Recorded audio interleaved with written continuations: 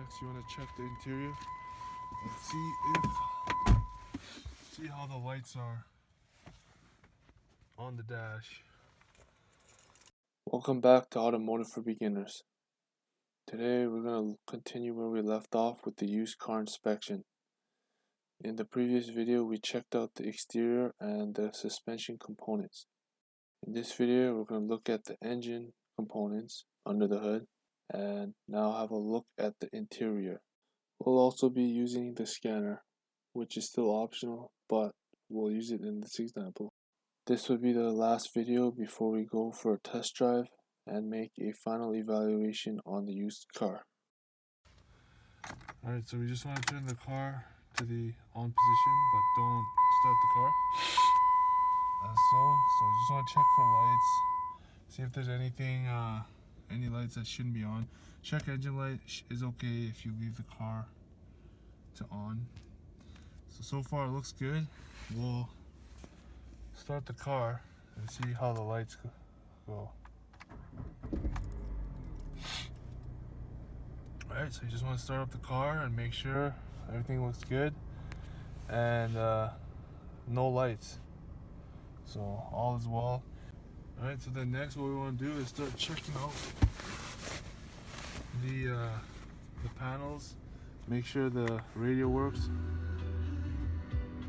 FM, AM, okay, that works, volume works, okay, make sure the hazard lights work, yep, heater, full blast, AC, yeah, heat's coming out, that's pretty good. So basically, you just want to check everything. Let's check out the air conditioner. Okay. Air conditioner. There it is. Let's check it out. Oh yeah, air conditioner's working. Okay, so that's good. We'll move on to the next step. You just want to check for power locks. Alright, so here's unlock, unlocked, lock, okay, it works. Check for windows, make sure they all work. There's the driver's side, passenger side, okay, it works. Yeah. And if we check here, you'll also notice that there is a wire kind of sticking out of the door of the dash, and it kind of goes out here to the outside panel, and basically you'd want to ask about that, what happened there.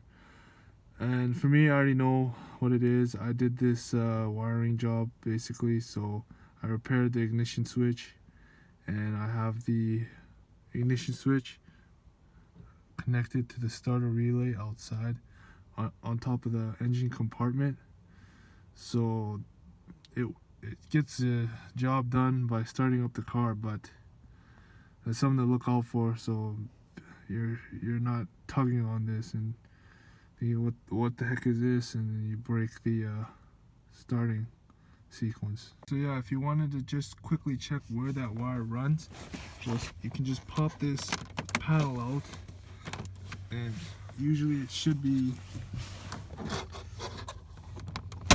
easy to do. You just pop it out. They're just clip-ons, so you just clip them on, clip them off, and then you'll see the wire. It kind of runs through here, the inside, kind of goes around, comes back out, and then you'll see it ends here.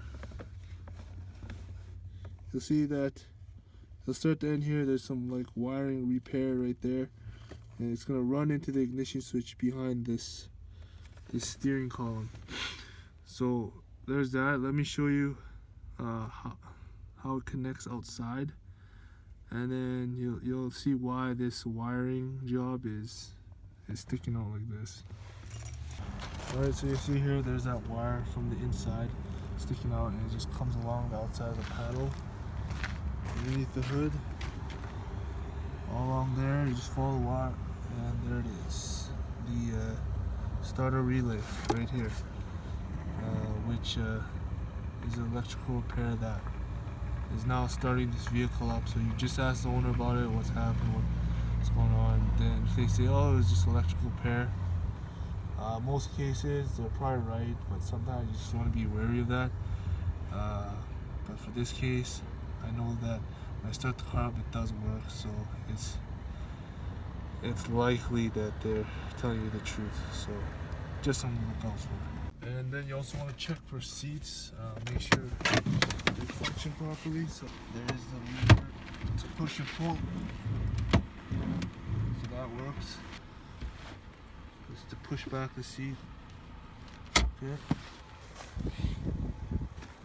Also, you just want to see if there's any tears on the seats. So this looks decent. It is a stock car, so yeah, it should be fine.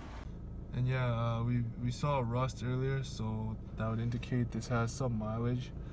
And we do see that this has about 148,000 kilometers. So yeah, that the rust already kind of told us this would have some mileage, but that's not bad. This car could still run for a while if you bought it used. And so far it's looking okay. Alright, so we just want to check with the scanner here to see if there's any codes or anything missing on the dashboard that we just want to check here. So we'll just scan Chrysler to execute all diagnostic trouble codes test. Yes, continue. Yes. Alright, so scanning there.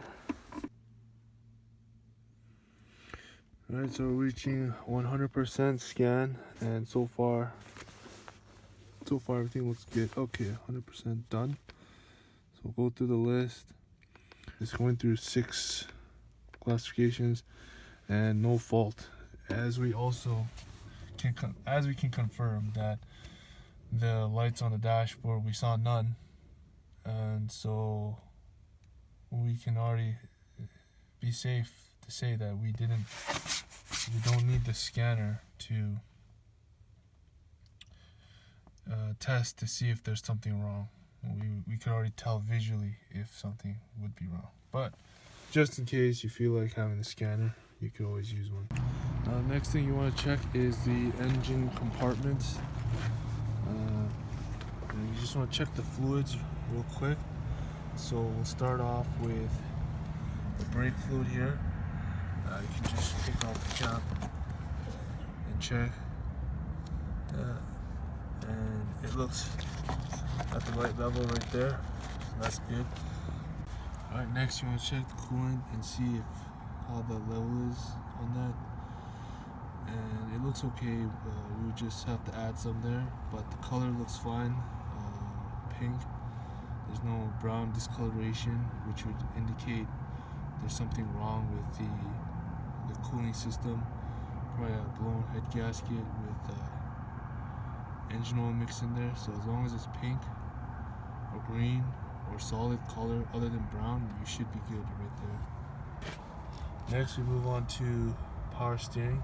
I just want to check the level. So that's pretty cold, and the car was running for a while. That's hot, so it tells you the power steering level was pretty good. It's pretty good. The color's not bad, so this is in good shape. Power steering passes. We'll check the engine oil next. Alright, so now we'll check the engine oil. And you want to make sure that the car's turned off of this, so you get the most accurate reading. Wipe off the dipstick. Slide it back in. And there you got your reading.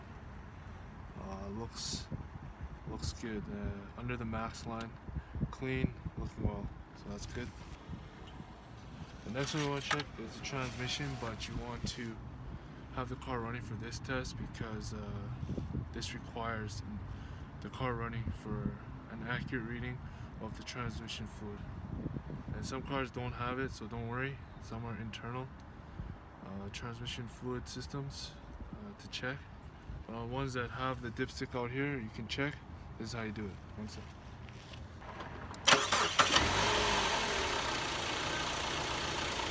Alright, so car is running. We do the same thing with the engine oil. Wipe off the dipstick and stick it back in.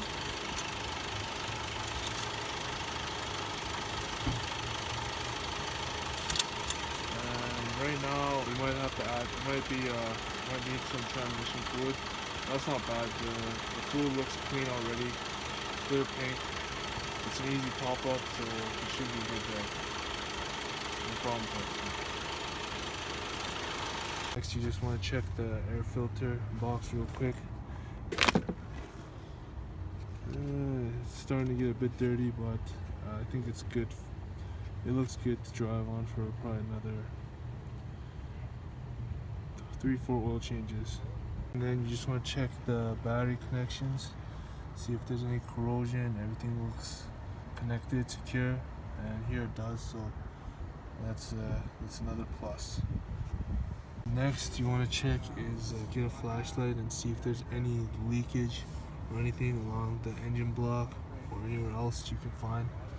If there's any coolant leaking or anything. Basically, you just want to find any leaks at all, just to see if there are any issues with the engine.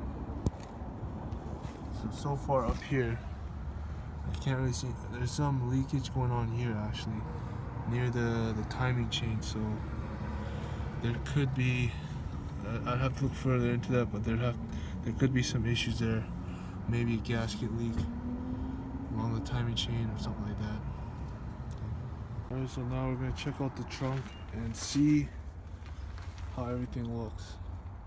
So we got the spare tire. We do see there's a crack, a dent in the rim. So this is probably not good. We'll have to replace this, which would add cost to buying this used car. But moving on, we got the jack here, and we got some booster cables. Okay, and then we'll check here, check around, see if you find any wet spots. That would indicate that there's probably some leak in the body of the car, causing water to fall in. So you just want to make sure it looks dry here, so that's a good thing. That's good there. Alright, so everything we checked out with the exterior and interior looks fine for the most part. We did notice that the steering rack would likely need a repair. Down the road there is some leakage going on, and it does need a bit of a top up of transmission fluid and a top up of antifreeze.